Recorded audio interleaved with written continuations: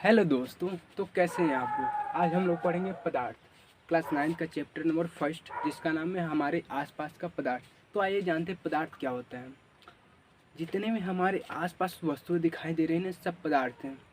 ठीक है, जैसे हमारे पास मार्कर है ये पदार्थ है, ये व्हाइट बोर्ड है ये भी पदार्थ है, आप जो पेन लिए वो भी पदार्थ है, जो कॉपी लिए वो भी पदार्थ है। ठीक है, मतलब जितने भी हमारे आसपास वस्तुएं हैं सभी पदार्थ हैं।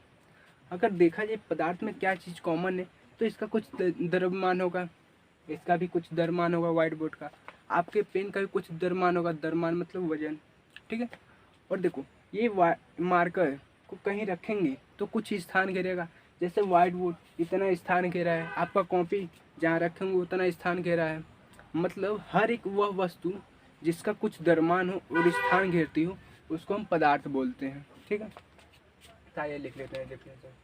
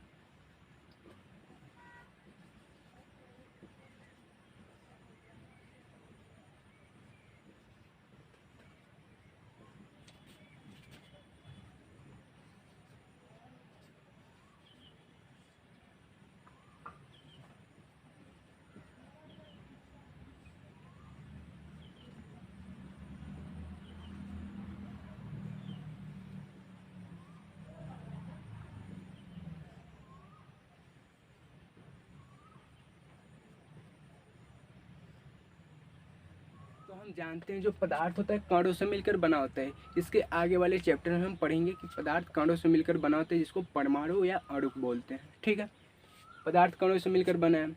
उसके वजह से देखा गया जो पदार्थ है उसके भौतिक अवस्था के आधार पर उसको 3 भागों में बांटा गया है। फर्स्ट ठोस, सेकंड द्रव, तीसरा गैस। ठीक है, जैसे ये मार्कर हम लोग का ठोस है, पानी द्रव्य है, LPG gas, nitrogen gas, oxygen gas, ये सब गैस है। ठीक है, अब जब ठोस को माइक्रोस्कोप से जूम करके देखा गया तो पाया गया कि ठोस के जो कण होते हैं एकदम पास पास होते हैं। ठोस के कण एकदम पास पास होते हैं।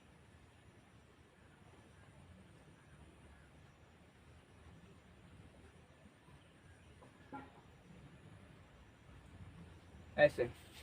ठीक है, वैसे द्रव्य को जब जूम करके देखा गया तो देखा गया जो इसके कण होते हैं ठोस से कुछ दूर होते हैं।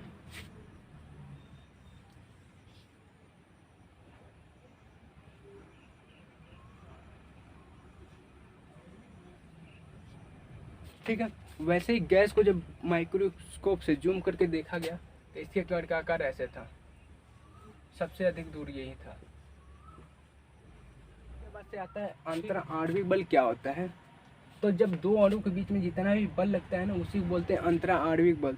दो कणों के बीच में जो बल लगता है तो उसको अंतरा आणविक बल बोलते हैं। अगर देखा जाए तो ठोस में सबसे अधिक बल लग रहा है, इसीलिए इसके कण सबसे पास पास है। मतलब इसमें बल सबसे अधिक है, सबसे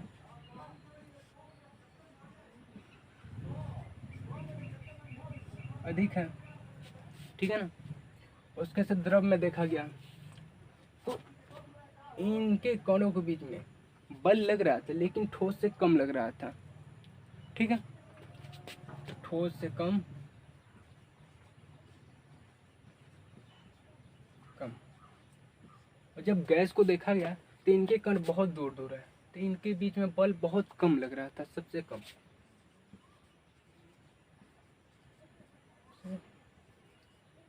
कम।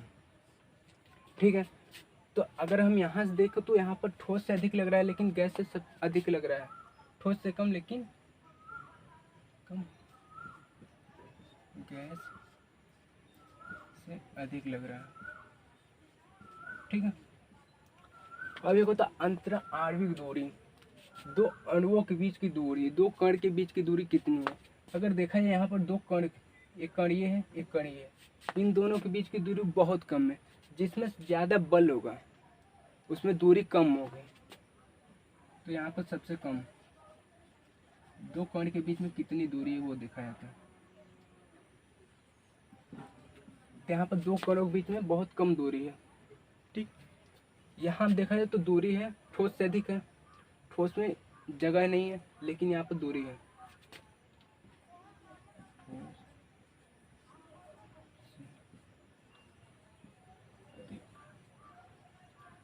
अगर यहाँ देखा जाए अंतरा आणविक दूरी, तो यहाँ पर सबसे अधिक दूर दूर है कण, इसीलिए यहाँ पर सबसे अधिक अंतरा आणविक दूरी होती है।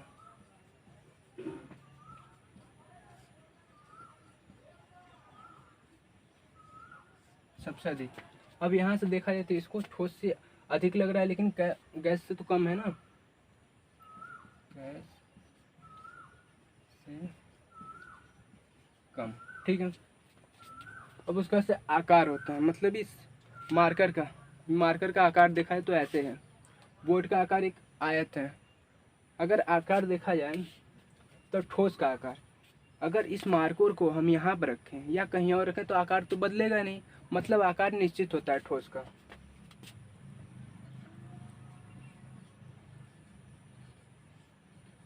आकार निश्चित होता है। और द्रव को देखा जाए तो द्रव को अगर हम 1 लीटर बोतल में रखते हैं तो उस बोतल का आकार होता है, लेकिन उसी द्रव को अगर हम किसी बीकर में रख दें या थाली में रख दें तो थाली आकार हो जाता है, मतलब द्रव का आकार निश्चित नहीं होता है, ठीक है। तो ये अनिश्चित होता है, अनिश्चित, ठीक है। और गैस को देखा जाए तो गैस को अगर हम बोतल में बंद किए तो बोतल आकार होगा, अगर हम उसको खोल देते तो पूरे रूम आकार हो जाएगा, मतलब उसका भी आकार निश्चित नहीं है।